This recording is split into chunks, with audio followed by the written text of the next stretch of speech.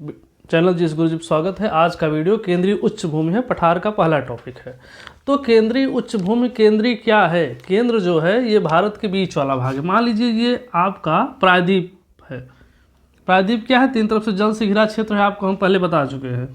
तो इसका जो केंद्रीय भाग है, यही भाग जो है इसका केंद्रीय उच्च भूमि है। इसमें जो है दो पार्ट में हम पढ़ा रहे हैं। एक आपको जो है केंद्रीय उच्च भूमि पढ़ाएंगे, दूसरा पार्ट जो है ज़्यादा पठारी क्षेत्र है उसको हम पूर्वी पठार के नाम से पढ़ाएंगे। उसके बाद आपका जो बचेगा वो दक्कन ट्राइब रहेगा। तो इसको हम चलते हैं, आप देखिए मैप को पहले देखिए। जो भारतीय पठारी क्षेत्र है इसका उत्तरी पूर्वी, इसका पश्चिमी उत्तरी क्षेत्र जो है वो अरावली पर्वतमाला से घिरा हुआ है। अरावली पर्वतमाला क्या है? ये जो प्री कैम्ब्रियन काल में जो चट्टानों का निर्माण हुआ उसमें जो है अरावली चट्टान का निर्माण हुआ। ये जो है बहुत अपघर्षित हो चुकी हैं, कहीं कहीं ये एकदम समतल हो गए हैं और ये अवशिष्ट रूप में दिल्ली तक पहुंची हुई हैं। तो यहाँ पर जो है ये पठार है। कुछ पठारी क्षेत्र इसका जो है जैसलमेर में धूल रेत के नीचे भी दबा हुआ है। तो ये इसकी पश्चिमी सीमा हो गई। उसके आगे आप देखेंगे इस क्षेत्र में क्या आ रहा है, मेवाड़ का पठार, वो भी राजस्थान में ही है। उसके बाद मालवा का पठार है मध्य प्रदेश और राजस्थान में। मालवा के आगे देखेंगे बुंदेलखंड है। बुंदेलखंड का पठार जो है वो मध्य प्रदेश और उत्तर प्रदेश की सीमाओं से लगा हुआ है। और इस पठार के बीच में अभी आप पढ़े हैं कि विंध्याचल पर्वतमाला है। विंध्याचल पर्वतमाला ऊंची नीची पर्वत चोटियाँ हैं जो कहीं पे नदियों के द्वारा काट दी गई हैं, फिर कहीं वो समांतर रूप से चल रही हैं। और इसके जब दक्षिण में हम चलेंगे तो नर्मदा नदी है। हमने आपको पढ़ाया कि जो पठार है, पठारों का ढाल प्रवणता के तरह, ढाल जो है ये पूर्व से पश्चिम से पूरब की तरफ है। इसकी ढाल जो है पठार में दक्षिण की तरफ जो है, जैसे आप दक्षिण आएंगे तो इसकी ढाल जो है पश्चिम से पूरब की तरफ है। और जब उत्तर की तरफ जाएंगे तो ये पश्चिम दक्षिण से जो है उत्तर पूर्व की ओर है। जब आप चंबल और बेतवा केन नदी को जब देखेंगे, आप सोन नदी को देखेंगे तो इसका क्रम जो है दक्षिण पश्चिम से उत्तर पूर्व की तरफ है। तो ये नदियों का जो है ढाल हो गया। तो आप देखेंगे कि नर्मदा जो है पूरब से पश्चिम की तरफ बह रही है। ये कैसे बह रही है? ये जो है भ्रंश घाटी से होकर बहती है। भ्रंश क्या है? भ्रंश इन जो है प्रायद्वीपीय पठार की विशेषता है। जब जहाँ पर नर्म चट्टानें पड़ गई तो वहाँ पर वलन के द्वारा मोड़ पैदा हो। जब मोड़ पैदा हो चट्टानें टूट गई। जब चट्टानें टूटी तो वहाँ जो है गहराई बन गई और दोनों तरफ ब्लॉक पर्वत का निर्माण हो। कैसे पर्वत? ब्लॉक पर्वत। ऊपर जो है इधर जो है ऊंची पहाड़ियाँ हैं और इधर ऊंची पहाड़ियाँ हैं। इधर सतपुड़ा है, उधर विंध्याचल है और बीच में जो है क्या बन गया? भ्रंश घाटी। जैसे दो तरफ हमने ऊंचाई बना दिया और नीचे की ज़मीन जो है ये नीचे बैठ गई, तो यहाँ जो है भ्रंश बन गया। ये जो है भ्रंश बन गया। तो भ्रंश घाटी इसी तरीके से, इसी घाटी से जो है नर्मदा नदी निकल रही है। ये विंध्य है और इसके आगे जो है सतपुड़ा है। और इस जो है भ्रंश घाटी में से आपकी ताप्ती निकल रही है और इधर हो गया अजंता। तो ये जो है पर्वतों का निर्माण का क्रम है पठारों का, कि जो फोल्ड हो गया, चट्टानें जब फोल्ड हो गई तो उसी भ्रंश घाटी से नदियाँ अपना मार्ग प्राप्त कर ली और वो जो है अरब सागर में गिरने लगी। तो ये जो है पठारों की संरचना है। आप इसको मैप को अपने दिमाग में सेट कर लीजिए कि सबसे पश्चिम में क्या है? मेवाड़ का पठार।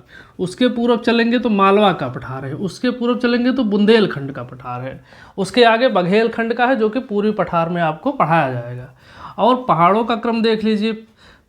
उत्तर की तरफ विंध्याचल है, फिर नर्मदा नदी है, फिर सतपुड़ा पहाड़ है, फिर उसके बाद ताप्ती है, उसके बाद अजंता की पहाड़ियाँ हैं। तो इनकी जो है विशेषता क्या है? स्थलाकृतिक प्राकृतिक विशेषताएं कुछ है। यहाँ पे टार है, ब्लॉक पर्वत है, भ्रंश घाटियाँ हैं, पर्वत स्कंध है, नग्न चट्टान है और टेकरी पहाड़ी क्वार्टजाइट है। ये सब अभी हम आपको सीधे बता दिए। जो नग्न चट्टानें हैं, ये जो वर्षा हुआ तो चट्टानें कटी, क्योंकि ये सब आग्नेय चट्टानें हैं।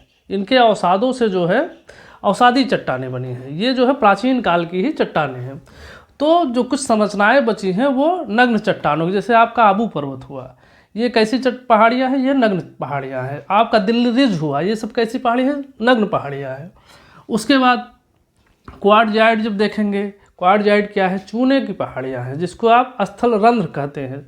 यहाँ जो चूना है, जब जैसे आप कंकड़ देखे हैं मिट्टी में, जब खादर मिट्टी देखेंगे तो उसमें कंकड़ देखेंगे, तो कंकड़ के ऊपर जब मिट्टी पानी पड़ा, जल पड़ा उसके ऊपर, तो ऐसे कुछ चट्टानें मान लीजिए ऐसे उबड़ खाबड़ हो गई और ऐसे कुछ टीले की तरह हो गया। वो कैसे हो गए? वो क्वार्टजाइट चट्टानें हैं, जो मिट्टी की पहाड़ियाँ हैं, जिसको आप कह सकते हैं।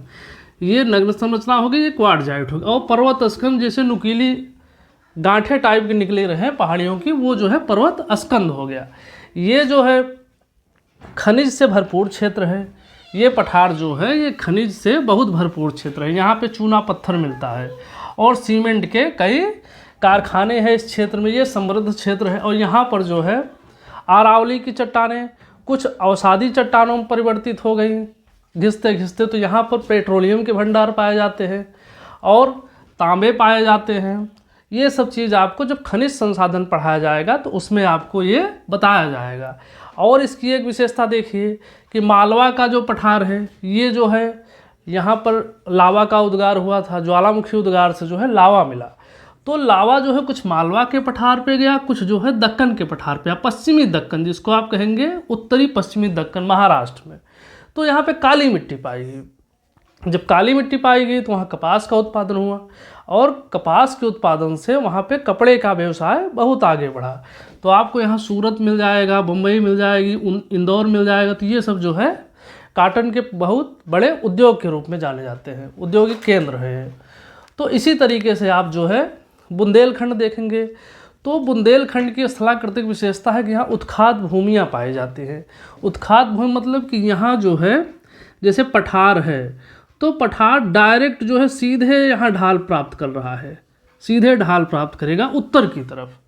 जब उत्तर की तरफ सीधे ढाल प्राप्त करेगा तो चंबल नदी अपने वेग से आएगी, स्पीड से आएगी और मिट्टी को काटेगी। जब मिट्टी काटेगी तो यहाँ पर ऊबड़ खाबड़ भूमि हो जाएगी। तो कुछ जो है यहाँ के कुछ जनपद जो हैं ऊबड़ खाबड़ उत्खात भूमि से बहुत ग्रसित हैं। जैसे आपका भिंड हो गया, मुरैना, ग्वालियर, और इसी तरीके से आपका ललितपुर हो गया उत्तर प्रदेश का, इटावा हो गया। तो ये सब जो है इसकी स्थलाकृतिक विशेषताएं हैं। और यहाँ पे कई झरनों का निर्माण हुआ। और ये जो नदियाँ हैं जब ऊपर से नीचे गिरती हैं तो बहुत जो है जल विद्युत संसाधन भी प्राप्त की जा सकती है। तो एक तरीके से कहा जा सकता है कि पठार जो है ये समृद्धि के सूचक हैं। और यहाँ पे कई खनिज प्राप्त किए जा सकते हैं, जल संसाधन प्राप्त किए जा सकते हैं और औद्योगिक क्षेत्र का विकास की संभावनाएँ बढ़ जाती है।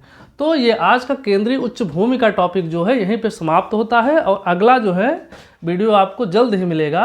आप तब तक हमारे चैनल से जुड़े रहिए और अभी तक सब्सक्राइब ना करें सब्सक्राइब करिए, ज़्यादा से ज़्यादा शेयर करिए। धन्यवाद।